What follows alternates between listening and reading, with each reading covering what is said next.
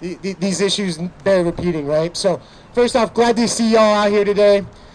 Basically, after the plug has been pulled on this issue, right? We've seen it. Last week, 1,000 people over at Main Plaza, and where's the support from the exact same people who claim to be fighting for abortion access? Yeah. But you're out here fighting for much more than abortion access. With this draft ruling, Greg Abbott is already looking to send other issues decided by the courts back to SCOTUS, including the requirement to educate undocumented children, as well as reversing the decision on school vouchers. I'm sure he has horrible other tricks up his sleeve as well that I'm just not aware of right now.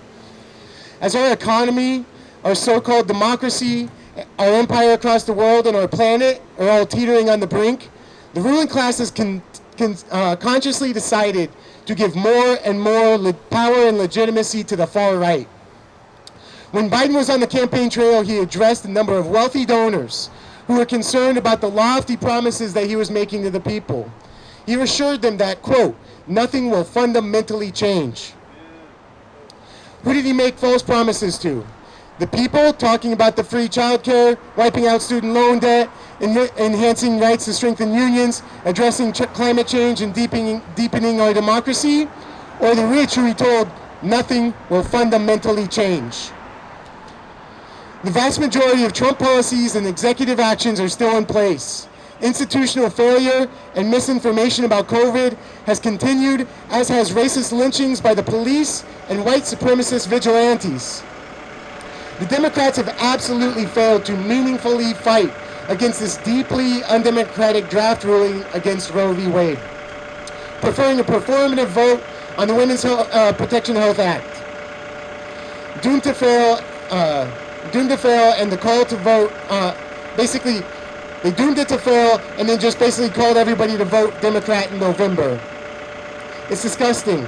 Not only does a large majority support abortion access as a right of women's health, but also 5 of the 6 most conservative judges on the Supreme Court were appointed by presidents that did not win their popular vote in their first election.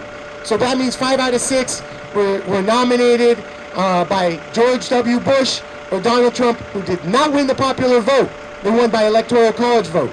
Democrats don't fight the electoral college. They prefer the back and forth. So we're fucking angry and we're gonna take it to the streets. In DC, they have taken it to the homes of the judges.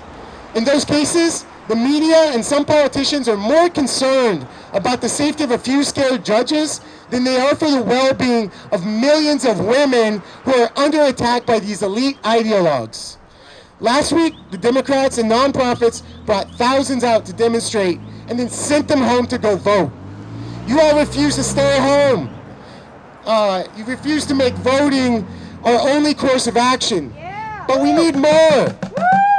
We need to build independent networks, independent movements which support all workers in the U.S. and abroad. We need to reject the promotion and funding of wars, whether it's conventional, economic, or by proxy like we're seeing in Ukraine. These bastards facilitate poverty, death, climate destruction, all for profit. We must stop following their misleadership. In the PSL, we're revolutionary socialists.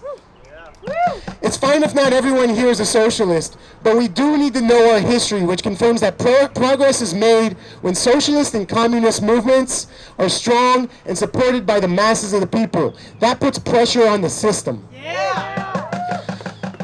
So don't buy into the fear-mongering being propagated by those who want to make sure that nothing fundamental will change, because we need everything to fundamentally change. And right now, that means fuck the courts, fuck their draft decision on Roe v. Wade, and we will carry that message out to the streets. Thank you.